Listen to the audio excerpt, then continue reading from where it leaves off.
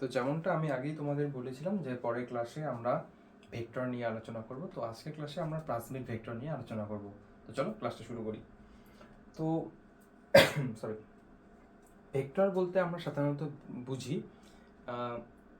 আমরা মশার ক্ষেত্রে জানি যে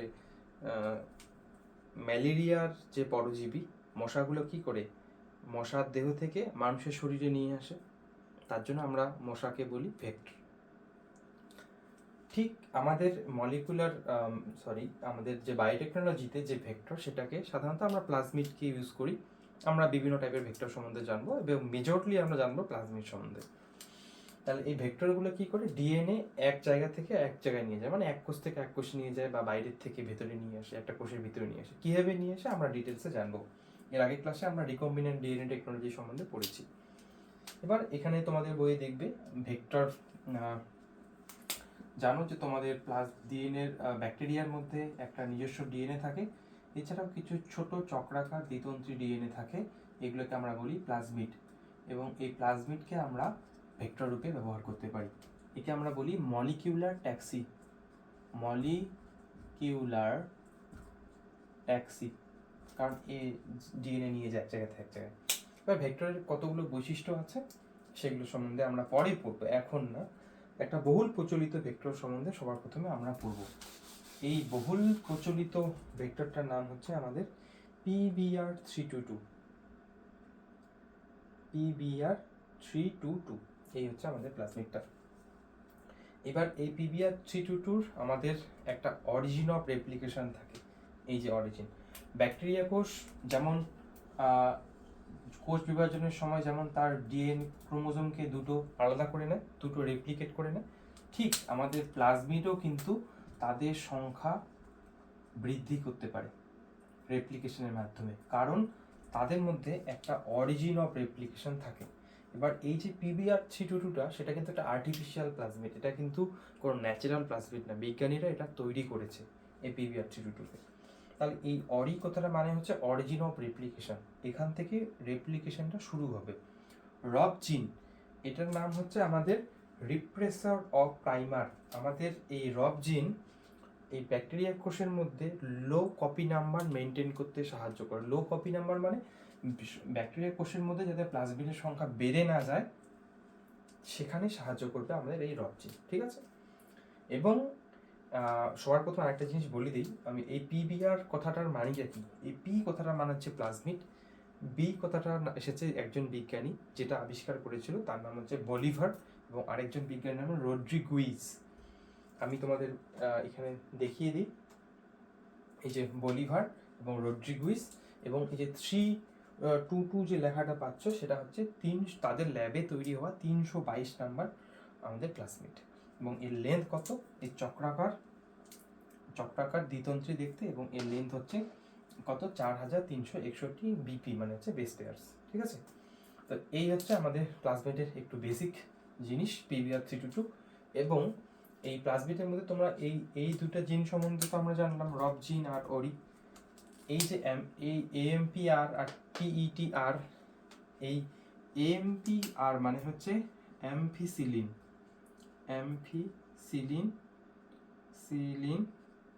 রেজিস্ট্যান্স জিন। আর TET-R মানে হচ্ছে টেট্রাসাইক্লিন রেজিস্ট্যান্স জিন।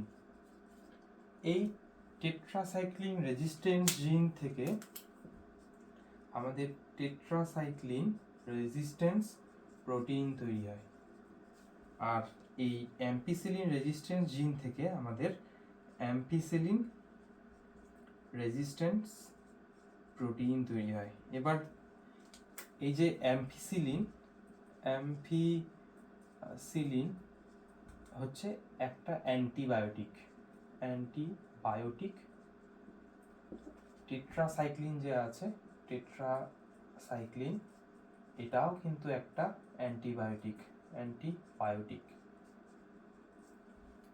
অ্যাম্পিসিলিন ব্যাকটেরিয়ার যে সেল ওয়াল বা কোষ প্রাচীর তৈরিতে বাধা দেয়, ঠিক আছে। টেট্রাসাইক্লিন হচ্ছে প্রোটিন প্রোটিন সংশ্লেষে বাধা দেয় ব্যাকটেরিয়া কোষে। কিন্তু দেখা গেল কোনো একটা ব্যাকটেরিয়া, তার মধ্যে এই PBr322 প্লাজমিডটা আছে, তার মধ্যে মনে করো আমি এই টেট্রাসাইক্লিন রেজিস্ট্যান্স জিন এবং অ্যাম্পিসিলিন রেজিস্ট্যান্স জিন আছে। কি বললাম, একটা ব্যাকটেরিয়া, তার মধ্যে টেট্রাসাইক্লিন এবং অ্যাম্পিসিলিন রেজিস্ট্যান্স জিন আছে।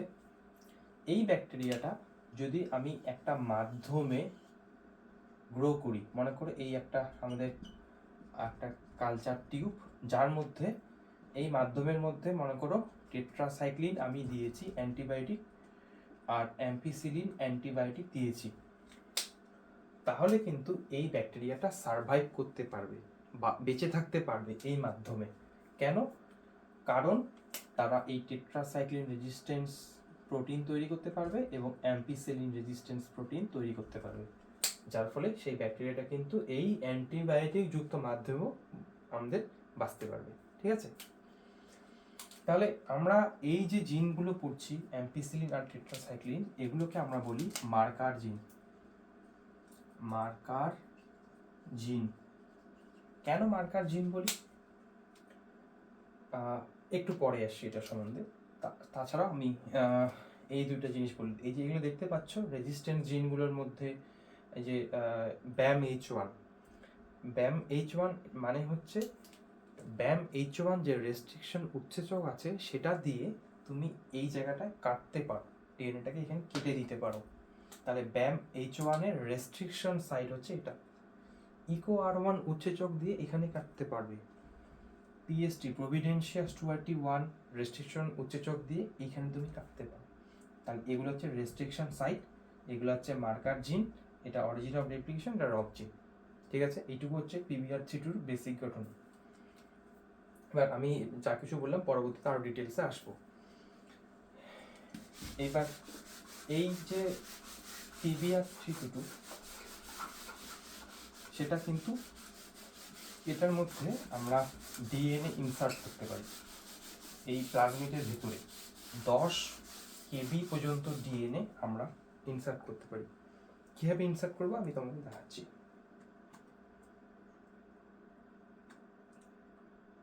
সবার প্রথমে তুমি কি ইনসার্ট করবা, একটা ডিএনএ ইনসার্ট করবা বাইরের থেকে। তাহলে এই ভরে নাও তোমার PBr322টা। এবার তুমি সেই ভেক্টরটাকে নিবা, আর আমরা যে জিন অফ ইন্টারেস্ট, তোমার যেটা জিন দরকার ইনসার্ট করতে চাও সেই জিনটা তুমি নেবা। নিয়ে কি করতে হবে, উভয়কেই প্লাজমিড এবং জিন অফ ইন্টারেস্ট তোমার দুটাকে রেস্ট্রিকশন, সেম রেস্ট্রিকশন উৎসেচক দিয়ে কাটতে হবে। মনে করো তুমি BAMH1 দিয়ে কাটলে আর EcoR1 দিয়ে কাটলে, তোমাকে যে ভেক্টরটা তাকেও সেম উৎসেচক দিয়ে কাটতে হবে। এই দেখো আমরা উভয়কেই কি করলাম, সেম উৎসেচক দিয়ে কেটে নিলাম। তার ফলে তাদের মধ্যে যে কাটিং সাইডগুলো তৈরি হবে একে অপরের জাস্ট কি হবে, জাস্ট কমপ্লিমেন্টার করবে তাদের। এ দেখো এখানে GAT আছে, আর এই সাইডটার এখানে দেখো আমাদের কোথায় গেল, এইটা গিয়েই তো এখানে বসবে। এই দেখো নিচের দিকে আমি তোমাদের যদি দেখাই, এমন করে আমরা কাটটা করেছি যাতে একে অপরের সঙ্গে সুন্দরভাবে বসে যেতে পারে। তাহলে এইভাবে আমাদের যেই ডিএনএটাকে ইনসার্ট করবো ভেক্টরের ভিতরে, সেই ডিএনএটাকে এবং প্লাজমিড উভয় কি একই রেস্ট্রিকশন উৎসেচক দিয়ে কাটতে হবে। কাটলে দুটোকে আমি যদি একসঙ্গে রাখি, দুটো একসঙ্গে জোড়া লেগে যাবে। ঠিক আছে, তারপরে এই যে রেস্ট্রিকশন সাইটের কথা বললাম, এই রেস্ট্রিকশন সাইটগুলো হচ্ছে সেই অংশ যেখানে আমরা ডিএনএকে ইনসার্ট করি। এবার এইটুকু গেল। এবার আরেকটা এই মার্কার জিন সম্বন্ধে আরেকটু আসবো। আরেকটা প্লাজমিড দেখো, এটার নাম হচ্ছে আমাদের PAC19। এই PAC19 এর মধ্যে একটা অ্যাম্পিসিলিন রেজিস্ট্যান্স জিন আছে, অরিজিন অফ রেপ্লিকেশন আছে, এবং একটা আমাদের ল্যাকজেড জিন আছে। এই ল্যাকজেড জিন বিটা গ্যালাক্টোসিডেস নামে একটা উৎসেচক তৈরি করে। এটার কাজ কি, আমরা পরে যখন আমরা ট্রান্সফরমেশন পড়বো তখন জানবো ভালো করে ডিটেলসে। এছাড়াও এই যে পার্ক 19-এর পি মানে হচ্ছে প্লাজমিড, ইউ মানে হচ্ছে ইউনিভার্সিটি, সি মানে হচ্ছে ক্যালিফোর্নিয়া, 19 মানে হচ্ছে 19। এটা ইউনিভার্সিটি অফ ক্যালিফোর্নিয়ার ল্যাবরেটরিতে 19 নাম্বার প্লাজমিড তারা ডিসকভার করেছে। এছাড়াও আমাদের বিভিন্ন ধরনের কিন্তু এবার এই যে বললাম, মনে করো এটা পিবিআর 322, তাহলে এই যে তুমি বহিরাগত ডিএনএ প্রবেশ করাচ্ছ, তুমি পিবিআর 322-র মধ্যে ম্যাক্সিমাম 10 কেবি ডিএনএ তুমি ইনসার্ট করতে পারবে। মনে করো আমি এই ব্যাম H1 আমার জিন অফ ইন্টারেস্টটাকে ব্যাম H1 দিয়ে কাটলাম এবং আমার প্লাজমিডটাকেও ব্যাম H1 দিয়ে কাটলাম। তারপর আমি কি করব, দুটোকে একসঙ্গে মিলিয়ে দিব। এই যে জিন অফ ইন্টারেস্ট সেটা ম্যাক্সিমাম 10 কেবি, এই 10 কেবিটা এখানে ভিতরে প্রবেশ করতে পারে, ঠিক আছে, এই পিবিআর 322-র মধ্যে। আর তুমি যদি পার্ক 19-এর ভিতরে কোনো ডিএনএ প্রবেশ করাতে চাও, ম্যাক্সিমাম তুমি 15 কেবি পর্যন্ত ইনসার্ট করতে পারো। এবং এই ল্যাগজের জিনের মধ্যে দেখো এই যে রেস্ট্রিকশন সাইটগুলো, ইকোয়াডন দিয়ে তুমি কাটতে পারো, তারপর স্যাক 1 দিয়ে কাটতে পারো, এগুলো হচ্ছে বিভিন্ন রেস্ট্রিকশন সাইট। এবার তুমি যদি কোনো বড় বড় ডিএনএ ইনসার্ট করতে চাও তাহলে অন্যান্য ভেক্টর তুমি ব্যবহার করতে পারো, যেমন ব্যাকটেরিওফাজ ভেক্টর। ব্যাকটেরিওফাজ থেকে এটা আবিষ্কার করা হয়েছে, তাই ব্যাকটেরিওফাজ ভেক্টর তুমি 15 কেবি পর্যন্ত ডিএনএ ইনসার্ট করতে পারো। তুমি যদি এবার কসমেট ভেক্টর, তুমি 40 কেবি পর্যন্ত ডিএনএ ইনসার্ট করতে পারো। এটা ল্যামডা ফাজ এবং আমাদের প্লাজমিডকে মিশিয়ে তৈরি করা হয়েছে, তাই এটার নাম হচ্ছে আমাদের কসমিড। আর্টিফিশিয়াল ক্রোমোজোম, এখানে আরও বেশি ডিএনএ প্রবেশ করানো যায়, দেখো 200 কেবি পর্যন্ত ডিএনএ প্রবেশ করাতে পারো, এটা হচ্ছে ব্যাকটেরিয়াল আর্টিফিশিয়াল ক্রোমোজোম। এছাড়াও আছে ইস্ট আর্টিফিশিয়াল ক্রোমোজোম, এখানে তুমি 500 কেবি পর্যন্ত ডিএনএ প্রবেশ করাতে পারো। হিউম্যান আর্টিফিশিয়াল ক্রোমোজোম, এখানে 500 কেবিরও বেশি ডিএনএ ইনসার্ট করা যাবে, এই যে হিউম্যান আর্টিফিশিয়াল ক্রোমোজোম। এইবার সবার প্রথমে যে আমি তোমাদের এই যে ভেক্টরের বৈশিষ্ট্যগুলো যখন পড়াচ্ছিলাম, তাহলে এইগুলো তোমরা এখন পড়লে বুঝবে। তাহলে ভেক্টর আকারে সাধারণত ছোট হয় এবং এক কোষ যাতে আরেকটা কোষে সহজে যেতে পারে, এর মধ্যে মার্কার জিন থাকে। এবার এই দেখো এখানে বলা আছে মার্কার জিনের সাহায্যে আমরা যেই কোষের মধ্যে ভেক্টরটা প্রবেশ করলো সেটা সম্বন্ধে আমরা জানতে পারি। কীভাবে পারি বুঝছি, তার মধ্যে একটা রেপ্লিকেশন উৎস এবং রেস্ট্রিকশন সাইট থাকে। এবার ভেক্টরের বিভিন্ন প্রকারভেদ আছে, দেখো যে পিবিআর 322 পড়লে এটা কিন্তু একটা প্রোক্যারিওটিক ভেক্টর, প্রোক্যারিওটিক ব্যাকটেরিয়াল কোষে ডিএনএ পাঠানোর জন্য তুমি ব্যবহার করতে পারো। ইউক্যারিওটিক ভেক্টর ইস্ট আর্টিফিশিয়াল যে ক্রোমোজোম সেটা ইউক্যারিওটিক ভেক্টর রূপে ব্যবহার করতে পারো। এবং কিছু কিছু ভেক্টর থাকে এরা প্রোক্যারিওটিক কোষে ব্যবহার করতে পারি, আবার ইউক্যারিওটিক কোষেও ব্যবহার করতে পারি, এদেরকে আমরা বলি শাটল ভেক্টর। তোমরা একটা শাটল ভেক্টর উদাহরণ জানো কিনা আমাকে কমেন্ট বক্সে জানাও, আমি বলবো না। নেক্সট, এবার এই যে ভেক্টরের মধ্যে আরও দুটো ভাগ দেখতে পাচ্ছ, ক্লোনিং ভেক্টর এবং এক্সপ্রেশন ভেক্টর। ক্লোনিং মানে হচ্ছে কপি তৈরি করা, কপি। যখন তোমার উদ্দেশ্য হচ্ছে একটা, মনে করো একটা প্লাজমিড, তার মধ্যে তুমি একটা জিন প্রবেশ করিয়েছো, জিনটা, এবার তোমার উদ্দেশ্য সেই জিনের সংখ্যা যাতে বাড়ে, তুমি কি করবা, নর্মাল জাস্ট ব্যাকটেরিয়া নিবে একটা, তার মধ্যে এই প্লাজমিডটাকে ইনসার্ট করে দিবা। এবার যখন ব্যাকটেরিয়ার সংখ্যা আমাদের বাড়তে থাকবে, ব্যাকটেরিয়ার সংখ্যা যত বাড়তে থাকবে পরবর্তীতে আমাদের কি হবে, সেই যে প্লাজমিডের মধ্যে থাকা জিন সেটার সংখ্যা বাড়তে থাকবে। তাহলে এই যখন কোনো ভেক্টরের উদ্দেশ্য হচ্ছে জাস্ট সেই জিনের সংখ্যা বাড়ানো, তখন তাকে আমরা বলবো ক্লোনিং ভেক্টর। কিন্তু মনে করো তুমি কোনো প্রোডাক্ট চাও, এবার মনে করো এমন একটা জিন, এই জিনটা প্রবেশ করিয়েছো, এই জিনটা হচ্ছে মনে করো ইনসুলিনের জিন, ইনসুলিন। এবার তোমার ইনসুলিন প্রোটিন দরকার, তাহলে তুমি ইনসুলিন জিন শুধু প্রবেশ করালে কি ইনসুলিন প্রোটিন পাবা না, তোমাকে সেই ইনসুলিন জিনের সাথে একটা ডিএনএর অংশ যুক্ত করতে হবে, তাকে আমরা বলি প্রোমোটার। কি বলি? প্রোমোটার যুক্ত ইনসুলিন জিন তোমাকে প্রবেশ করাতে হবে, তবেই তুমি সেই ব্যাকটেরিয়া কোষটাকে ব্যবহার করে তুমি ইনসুলিন প্রোটিন পাবা। এই পরবর্তীতে দেখতে পাবে এই ব্যাকটেরিয়া কোষের মধ্যে ইনসুলিন প্রোটিন তৈরি করছে। তাহলে যখন কোনো জিন তুমি এক্সপ্রেস করতে চাও, সেটা আরএনএ হোক বা প্রোটিন তুমি প্রোডাক্ট চাও, তখন তুমি সেই জিনের সাথে প্রোমোটার বসিয়ে দাও। এই ধরনের ভেক্টরগুলোকে বলবো আমরা এক্সপ্রেশন ভেক্টর। ঠিক আছে। এইবার আমরা পড়ব এই যে মার্কার জিনগুলোর কাজ সম্বন্ধে ডিটেলসে পড়বো আমরা, কি কাজ করে।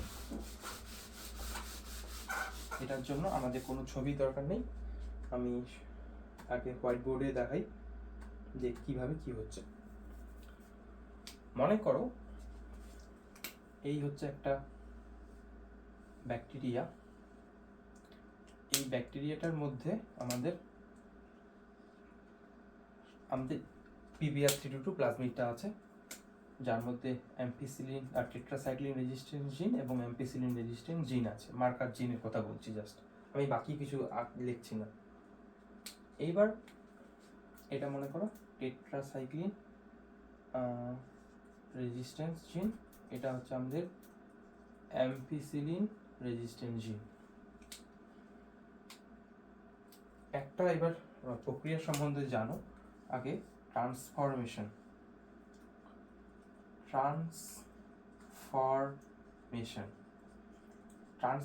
প্রক্রিয়া আমরা বহিরাগত কোনো ডিএনএ কে কোনো কোষের মধ্যে প্রবেশ করাই। তাহলে মনে করো এই প্লাজমিডটা তুমি ব্যাকটেরিয়া কোষের ভিতরে ঢোকালে, তাহলে এই ঘটনাটাকে আমরা কি বলবো? ট্রান্সফরমেশন। এইবার তুমি জানো না যে এই প্লাজমিডটা ঢুকলো কিনা ব্যাকটেরিয়া কোষের মধ্যে, তুমি কিভাবে চেক করবে? এই মার্কার জিনগুলোর সাহায্যে তুমি চেক করতে পারবে যে এই ব্যাকটেরিয়া কোষের মধ্যে এই প্লাজমিডটা ঢুকলো কিনা, মানে ট্রান্সফরমেশন হলো কি না। কিভাবে বুঝবে? সবার প্রথমে তুমি এই ব্যাকটেরিয়াটাকে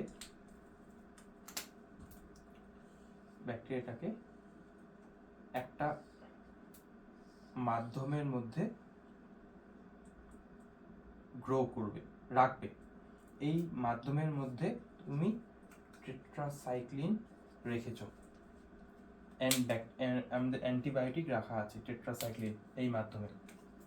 এবার তুমি ব্যাকটেরিয়া ছেড়ে দিলে, এবার ব্যাকটেরিয়ার মধ্যে টেট্রাসাইক্লিন কি আছে? টেট্রাসাইক্লিন রেজিস্ট্যান্স জিন আছে। দেখা গেল তোমার ব্যাকটেরিয়াটা বেঁচে গেল।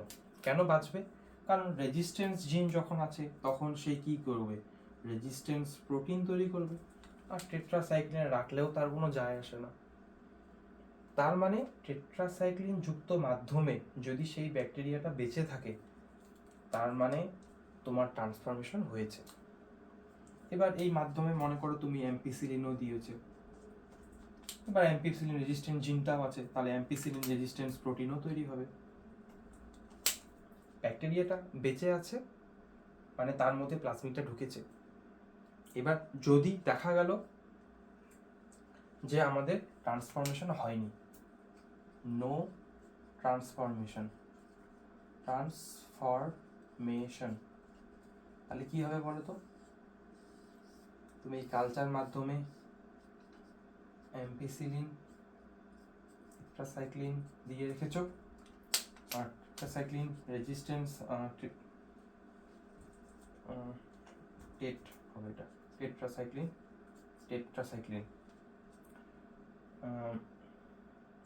ঠিক আছে, টেট্রাসাইক্লিন দিয়ে রেখেছো। এবার তুমি ব্যাকটেরিয়াটাকে এখানে ছেড়ে দাও। এবার দেখা গেল সেই ব্যাকটেরিয়ার মধ্যে প্লাজমিডটা প্রবেশ করেনি, তার মানে ওর মধ্যে অ্যান্টিবায়োটিক রেজিস্ট্যান্স জিন নেই। অ্যান্টিবায়োটিক রেজিস্ট্যান্স জিন মানে অ্যান্টিবায়োটিক রেজিস্ট্যান্স প্রোটিন নেই। এই টেট্রাসাইক্লিন আর অ্যাম্পিসিলিন একে ধ্বংস করে দেবে। কীভাবে ধ্বংস করবে জানো? অ্যাম্পিসিলিন কোষ প্রাচীর তৈরিতে বাধা দিবে ব্যাকটেরিয়া, টেট্রাসাইক্লিন প্রোটিন সংশ্লেষে বাধা দিবে, যার ফলে কী হবে? এই ব্যাকটেরিয়াটা সার্ভাইভ করতে পারবে না, ব্যাকটেরিয়াটা মারা গেল। তো ব্যাকটেরিয়া যদি বেঁচে থাকে মানে ট্রান্সফরমেশন হয়েছে, যদি ব্যাকটেরিয়া মারা যায় ট্রান্সফরমেশন হয়নি। এটা একটা গল্প, মার্কার জিনের ভূমিকা। তাহলে বুঝতে পারলে, আরো একটু ডিটেলস এগোচ্ছে। এবার মনে করো আমাদের যে রেস্ট্রিকশন সাইটগুলো কোথায় আছে বললাম, টেট্রাসাইক্লিন এবং অ্যাম্পিসিলিন রেজিস্ট্যান্স জিনের মধ্যে আছে। মনে করো আর একটু ডিটেলসে যাই।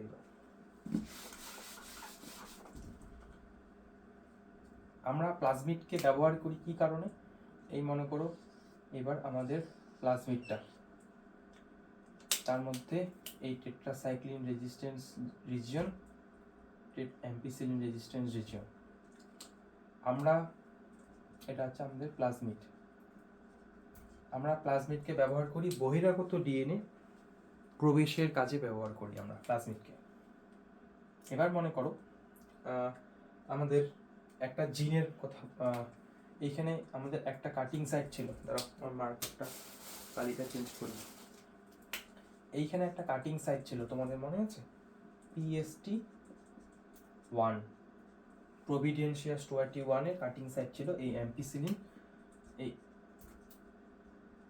অ্যাম্পিসিলিন রেজিস্ট্যান্স অংশে। এবার তুমি যদি কোনো বহিরাগত ডিএনএ কে প্রবেশ করাতে চাও, মনে করো আমার একটা বহিরাগত ডিএনএ, এটা এই বহিরাগত ডিএনএটা আমি এখানে প্রবেশ করাবো, তাহলে কি করতে হবে আমাকে PST1 দিয়ে আমাকে কি করতে হবে, ডিএনএটাকে কাটতে হবে আমাদের, এবং যে আমাকে ভেক্টরটা সেটাকেও PST1 দিয়ে কি কাটতে হবে। কাটার ফলে দুটাকে আমি একসঙ্গে কি করে দিব, মিক্স করে দিব। তাহলে এখানেও আমি PST1 দিয়ে কাটলাম, এখানেও PST1 দিয়ে কাটলাম, দুটোকে মিশিয়ে দিলে কি হবে, আমাদের মিশিয়ে দিলে হবে আমাদের টেট্রাসাইক্লিন রেজিস্ট্যান্স জিন এখানে, আর অ্যাম্পিসিলিন রেজিস্ট্যান্স জিনের মধ্যে আমাদের এই PST1 বহিরাগত, আমাদের এই বহিরাগত জিনটা প্রবেশ করে গেল, বহিরাগত জিন বা বহিরাগত ডিএনএটা আমাদের প্রবেশ করে গেল। এবার দেখো যখনই আমাদের এখানে বহিরাগত ডিএনএটা প্রবেশ করলো, কোথায় প্রবেশ করলো, অ্যাম্পিসিলিন রেজিস্ট্যান্স অংশে, তাহলে কি এই জিনটা কি ঠিকঠাক থাকবে, অ্যাম্পিসিলিন রেজিস্ট্যান্স জিনটা কি নষ্ট হয়ে গেল? তাহলে ব্যাপারটা কি, বহিরাগত জিন প্রবেশ করলে অ্যাম্পিসিলিন রেজিস্ট্যান্স জিন নষ্ট হয়ে গেল। এবার মনে করো তুমি এটাকে ট্রান্সফর্ম করবে, মনে করো একটা ব্যাকটেরিয়া নিলে, তার মধ্যে এই প্লাজমিডটা তুমি ঢোকালে, টেট্রাসাইক্লিন রেজিস্ট্যান্স জিনটা একদম ঠিকঠাক আছে, অ্যাম্পিসিলিন রেজিস্ট্যান্স জিনটার মধ্যে বহিরাগত জিন প্রবেশ করেছে, ঠিক আছে। এবার ট্রান্সফরমেশন হচ্ছে কিনা তুমি কিভাবে বুঝবে, তুমি জাস্ট এই ব্যাকটেরিয়াটাকে একটা কালচার মাধ্যম, যার মধ্যে তুমি জানো যে তোমার বহিরাগত জিনটা টেট্রাসাইক্লিন রেজিস্ট্যান্ট জিনটাকে ধ্বংস করে নেই, তাহলে তুমি এই মাধ্যমের মধ্যে টেট্রাসাইক্লিন দিয়ে রাখো, তারপর তুমি সেই তোমার প্লাজমিডটাকে দাও, প্লাজমিডটাকে দিলা,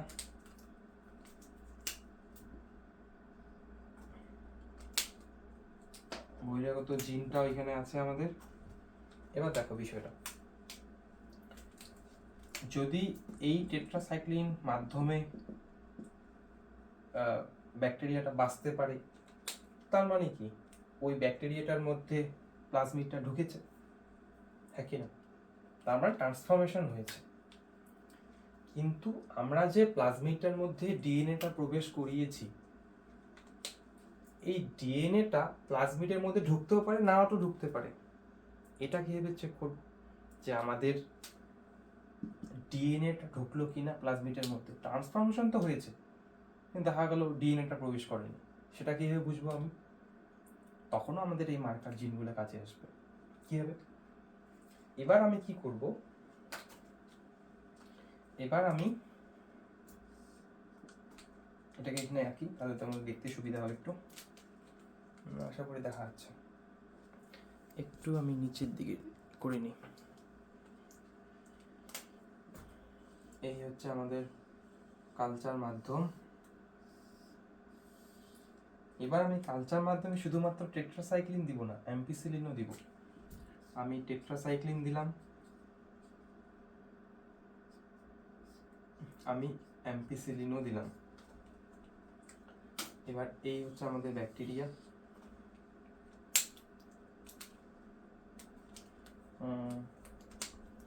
তার মধ্যে আমি এটা আঁকবো, রেজিস্ট্যান্স জিনটা দিব, এই পাশে রেজিস্ট্যান্স জিন দিব, যার মাঝখানে আবার একটা আমি কি দিব, বহিরাগত জিন দিব। এবার দেখো গল্পটা, এই যে কালচার মাধ্যমে আমাদের কি ব্যাকটেরিয়াটা সার্ভাইভ করতে পারবে? কি মনে হয়? টেট্রাসাইক্লিন দিলে আমরা সার্ভাইভ করতে পারছে, ব্যাকটেরিয়াটা বেঁচে গেল। কিন্তু যখন আমরা দুইটা অ্যান্টিবায়োটিক দিব, টেট্রাসাইক্লিনের জন্য ব্যাকটেরিয়াটা বেঁচে যাবে, কারণ টেট্রাসাইক্লিন জিনটা নষ্ট হয়নি। কিন্তু যেহেতু আমাদের বহিরাগত জিনটা এই অ্যাম্পিসিলিন অ্যান্টিবায়োটিক জিনের মধ্যে প্রবেশ করেছে, যার ফলে অ্যাম্পিসিলিন রেজিস্ট্যান্স রিজিয়নটা নষ্ট হয়ে গেছে। এইতে বহিরাগত জিনে যেহেতু আমাদের অ্যাম্পিসিলিন রেজিস্ট্যান্স অংশে যে আমাদের বহিরাগত জিনটা প্রবেশ করায়, অ্যাম্পিসিলিন রেজিস্ট্যান্স জিনটা নষ্ট হয়ে গেছে। তার মানে অ্যাম্পিসিলিন রেজিস্ট্যান্স জিনটা যদি নষ্ট হয়ে যায়, তাহলে আমরা কি পাবো? No ampicillin resistance protein. তার অ্যাম্পিসিলিন রেজিস্ট্যান্স প্রোটিন পাবো আমরা না। তাহলে এই মাধ্যমে তো অ্যাম্পিসিলিন আছে, তাহলে এই অ্যাম্পিসিলিন ব্যাকটেরিয়াটাকে ধ্বংস করে দিবে, তার ফলে ব্যাকটেরিয়াটা কি হয়ে যাবে? মারা যাবে। ঠিক আছে? তাহলে আমরা এবার বুঝতে পারলাম যে আমাদের বহিরাগত জিনটা আমাদের অ্যাম্পিসিলিন রেজিস্ট্যান্সের অংশে প্রবেশ করেছে। তাহলে এভাবে আমরা বিভিন্ন অ্যান্টিবায়োটিকের মধ্যে প্রয়োগ করে আমরা বুঝতে পারি যে জিনটা প্রবেশ করেছে না। তাহলে মার্কার জিনের গুরুত্ব বুঝলে প্রথমত প্লাজমিডটা প্রবেশ করেছে কিনা, মানে ট্রান্সফরমেশন হয়েছে কিনা জানতে পারি মার্কার জিনের সাহায্যে। এছাড়া আমরা জানতে পারি আমাদের যে জিন অফ ইন্টারেস্ট সেটা প্লাজমিডের মধ্যে প্রবেশ করেছে কিনা, সেটাও আমরা জানতে পারি। বোঝা গেল কেসটা? তাহলে এই হচ্ছে মার্কার জিনের আমাদের ভূমিকা। এরপরে এবার একটা জিনিস বলে দিই, তাহলে রিকম্বিনেন্ট ব্যাকটেরিয়া নন রিকম্বিনেন্ট ব্যাকটেরিয়ার মধ্যে আলাদা। যদি এখানে বাঁচতে না পারে, তার মানে এটা হচ্ছে রিকম্বিনেন্ট ব্যাকটেরিয়া। আর যদি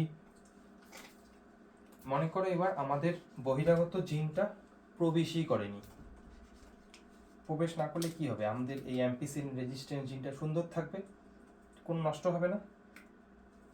অ্যাম্পিসিলিন রেজিস্ট্যান্স জিনটা একদম ঠিকঠাক আছে, তার মানে ও টেট্রাসাইক্লিন রেজিস্ট্যান্স প্রোটিনও তৈরি করবে, অ্যাম্পিসিলিন রেজিস্ট্যান্স প্রোটিনও তৈরি করবে। সে এই দুইটা মাধ্যমেই সুন্দরভাবে থাকতে পারবে। তাহলে এটা হচ্ছে আমাদের নন হাইব্রিড একটা কলোনি, আর আগেরটা ছিল যখন মারা গেল তখন হচ্ছে এটা হাইব্রিড। তাহলে কখন হাইব্রিড কলোনি হয়েছে, কখন নন হাইব্রিড, সেটাও আমরা জানতে পারি এই মার্কার জিনের সাহায্যে। তো ভিডিওটা একটু ধীরে ধীরে দেখবে, তাহলে বুঝতে পারবে। এগুলো তাড়াহুড়া করার টপিক না যে আমি খুব স্পিডে বলবো, তাহলে কিছুই বুঝতে পারবে না।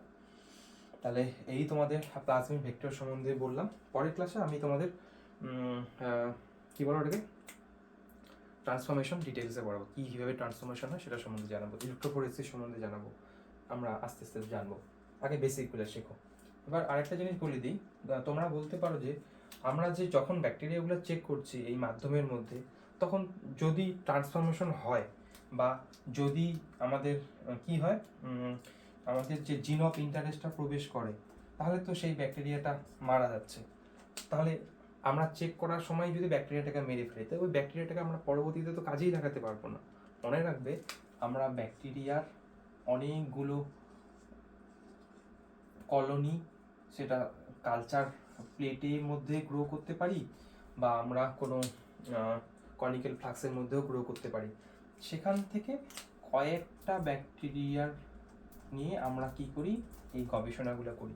তাদের মধ্যে যদি একটা ব্যাকটেরিয়া একটা রেজাল্ট প্রবেশ করে, তার মানে ওখানকার থাকা সব ব্যাকটেরিয়াগুলো সেম রেজাল্ট প্রবেশ করবে। তাই আমরা এখানে যখন আমরা করছি, সেখান থেকে একটা কলোনি নিয়ে জাস্ট আমরা এক্সপেরিমেন্টগুলো করছি, ঠিক আছে? এগুলো নিয়ে কনফিউজ হবে না, ভিডিওগুলো ভালো করে দেখো পরপর করে, আশা করি তোমরা উপকৃত হবে। Thank you.